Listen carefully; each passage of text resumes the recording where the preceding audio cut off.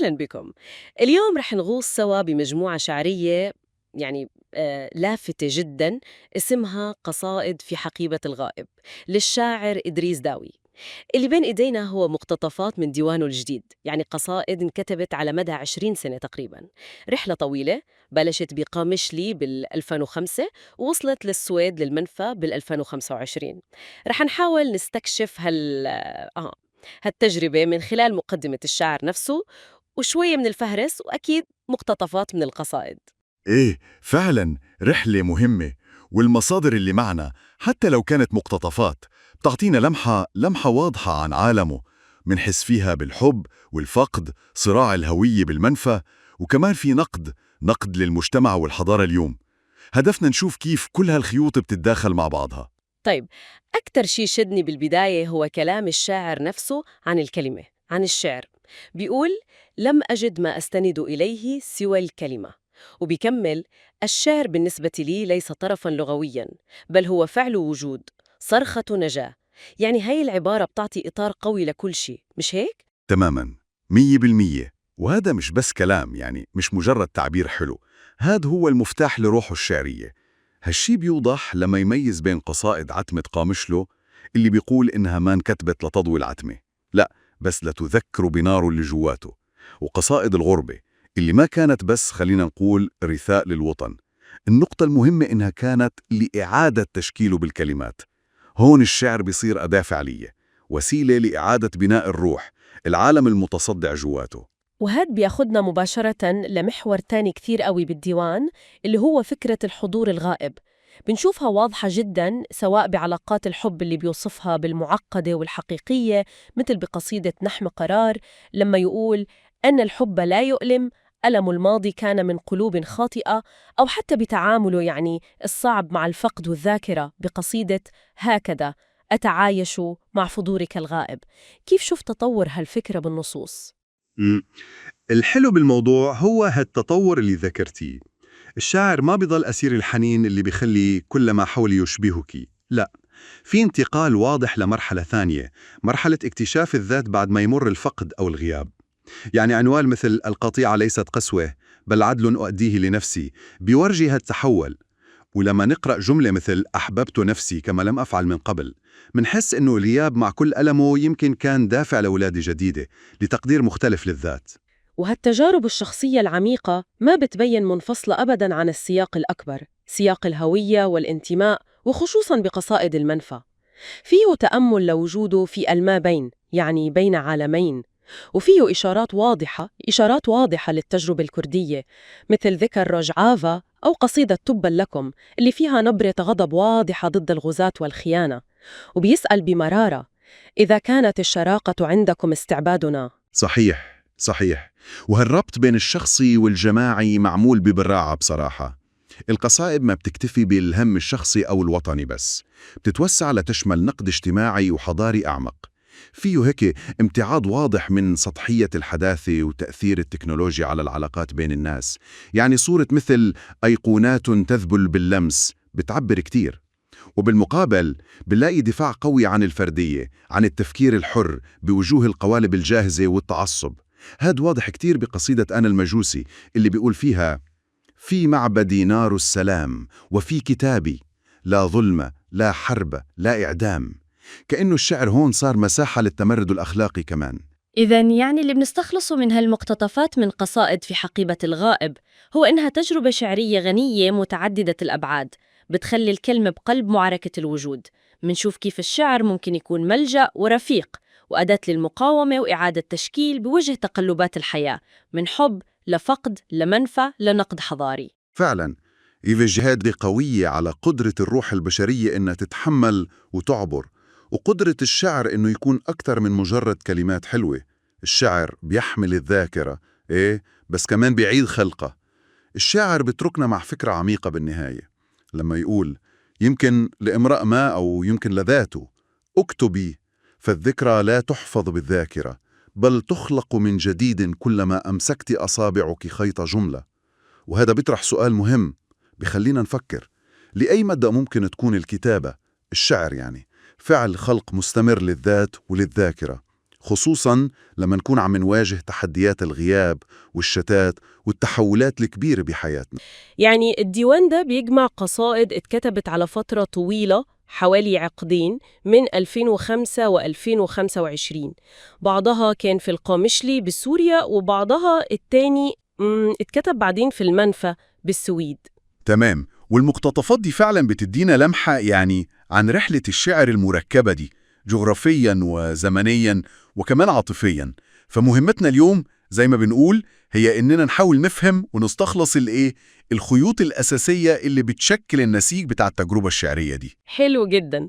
خلينا نبدأ إذن. أول حاجة لفتت نظري ويمكن أهم حاجة هي المقدمة نفسها. الشاعر بيقول إن الكتابة، الشعر يعني، مش طرف لغوي، لا، دي فعل وجود وصرخة نجاة، بالذات في زمن وصفه بزمن الخذلان وتكسر المرايا. وبيضيف جملة قوية قوي، بيقول حمل قصائده للمنفى زي الذكريات بالظبط، خفيفة كالحبر ثقيلة كالحياة. إيه رأيك في البداية دي؟ البداية دي بتدخلنا على طول في جوهر الموضوع، جوهر المعاناة والبحث عن معنى. الكلمة هنا فعلا مش مجرد كلام جميل، دي أداة للبقاء، أداة لمقاومة الانهيار الداخلي، ويمكن كمان زي ما قلتي وسيلة لإعادة بناء وطن جواكي، وطن من اللغة. وده بيوضح قوي لما بيحث على الكتابة حتى لو الصوت بيرتعش، زي في قصيدة اكتب وإن كان صوتك يرتجف. هنا الكتابة يعني فعل مقاومة بجد، تأكيد للذات قصاد المحو. تمام. والربط ده بين الكلمة والبقاء، بين الكتابة والنجاة، بيودينا على طول لموضوع تاني واضح جدا في المقتطفات دي، الغربة. بس المثير هنا إنها مش بس غربة عن المكان، عن الوطن يعني، لا، الشعر بيلمح كمان لغربة تانية، غربة عن الذات. بالظبط، ودي نقطة مهمة جدا. الغربة دي بتظهر وبشكل مؤثر قوي في تفاصيل صغيرة جدا، تفاصيل يومية، زي مثلا ظلك في المكان أو فنجانك البارد، أو الإحساس ده إن كل ما حاول يشبهك. هنا بقى الذاكرة مش مجرد شريط قديم بنرجع له، لا، الذاكرة بتتحول لمكان، مكان حي مسكون بحضور الشخص الغايب ده. حضوره بيبقى قوي جدا كأنه مادي. التفاصيل الصغيرة دي بتفضل تفكرك بالفقد ده على طول. يعني الذاكرة هنا ممكن تبقى عبء، مش بس مكان للذكريات الحلوة، ممكن تبقى مصدر للألم المستمر بسبب الغياب ده. أيوة، ممكن جدا. هي علاقة مركبة أكيد، فيها حنين ودفء، وفيها كمان يعني الوجع اللي بتفتحه التفاصيل اليومية دي.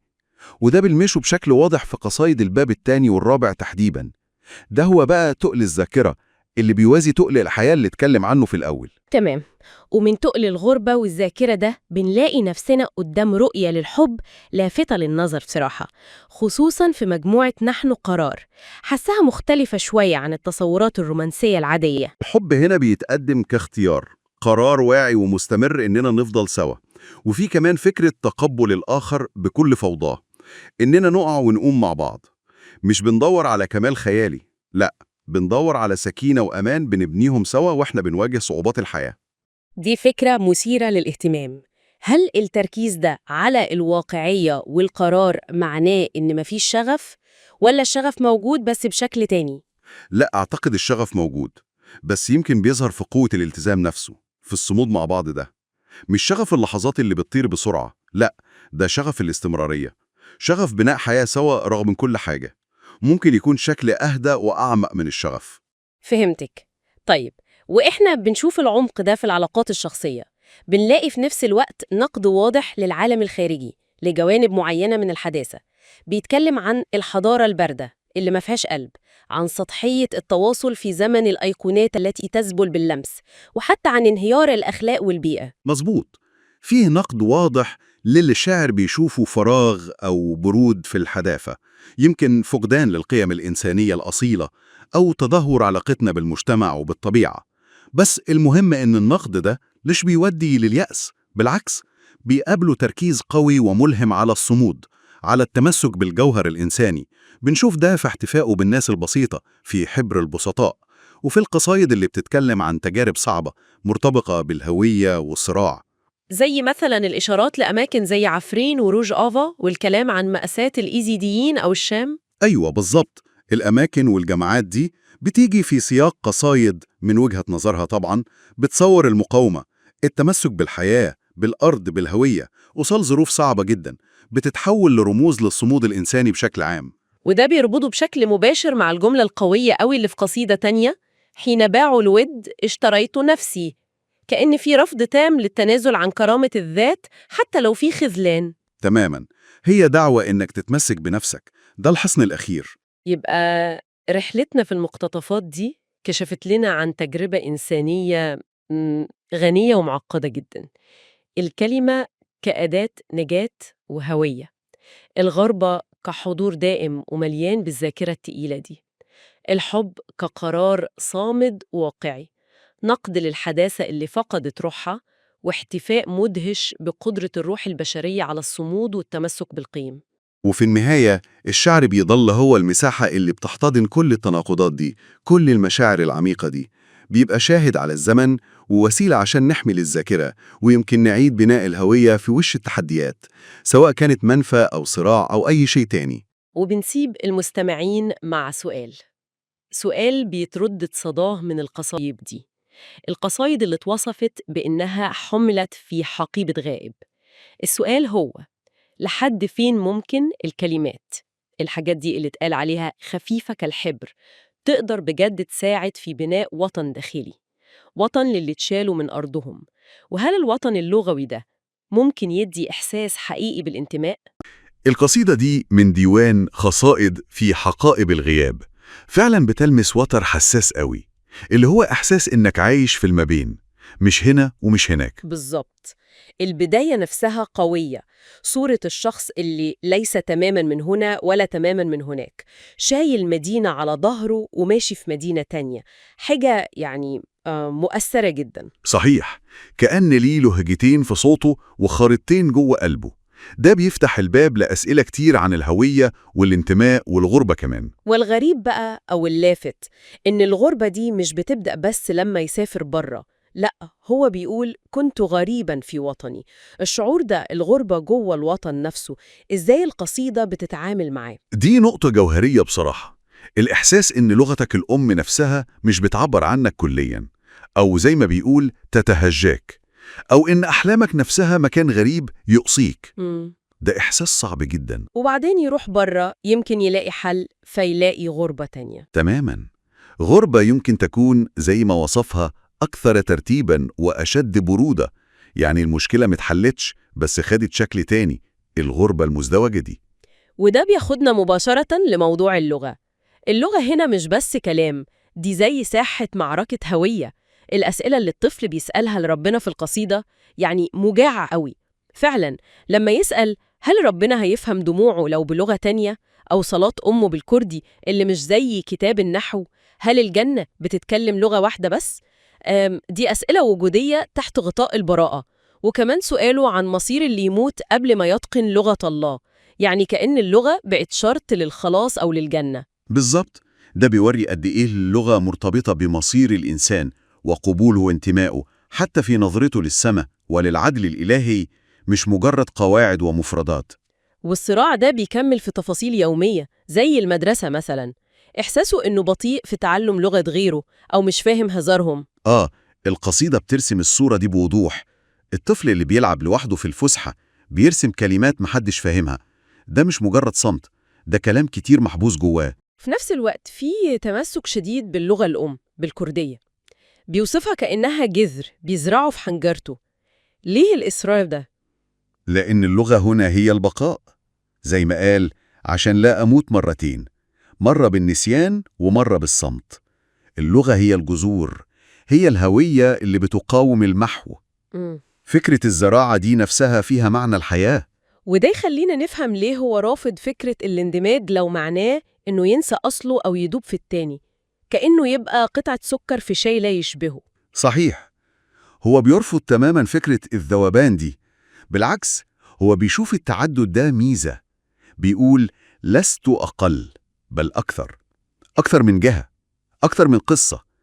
يعني الهوية المركبة دي مصدر غنى وقوة مش ضعف. طيب ده بيخلي القصيدة تعيد تعريف الوطن والانتماء إزاي؟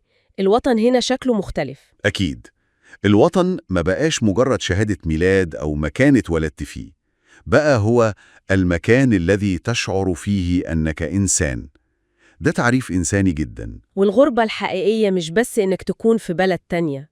لا، الغربة الحقيقية هي إنك تكون غريب جوه بلدك، جوه لغتك، إن أهلك يشككوا فيك. دي الأصعب. وفيها مفارقة كمان بتطرحها القصيدة. إزاي ممكن يلاقي إنسانية وقبول في أماكن ممكن تتسمى كافرة، ويتعامل برفض وشك في أوطان بتدعي الإيمان؟ المفارقة دي بتكسر القوالب الجاهزة، يعني التجربة الفعلية، إحساسك بالكرامة والقبول أهم من التصنيفات والأيديولوجيات. ممكن تلاقي إنسانيتك في مكان غير متوقع أبداً. طيب، في الآخر، حالة العيش في المماين دي، القصيدة بتشوفها إيه؟ ضياع ولا مسار تاني؟ لا، مش ضياع خالص. هي بتعتبرها سلوك طريق آخر، طريق يمكن مش مرسوم على الخرايط، بس هو طريق خاص بيوصل للذات في النهاية. رحلة مستمرة بتلملم فيها نفسك، مش عشان تبقى واحد، لا، عشان تفهم التوزيع ده وتعيش بيه. يعني نقدر نقول إن خلاصة رحلة إدريس داود دي إن الانتماء الحقيقي هو الكرامة الإنسانية والقبول، وإن الذات اللي في المبين دي مش ضايعة، دي في رحلة اكتشاف. تماماً. والقصيدة بتسيبنا في الآخر بسؤال مختلف، مش أنت منين؟ لا، السؤال هو ما الذي نما فيك رغم كل هذا؟ الله، ما الذي نما فيك رغم كل هذا؟ سؤال قوي فعلاً ويستحق أن نتأمل فيه. شكراً جزيلاً على القراءة العميقة دي. الشكر ليكي.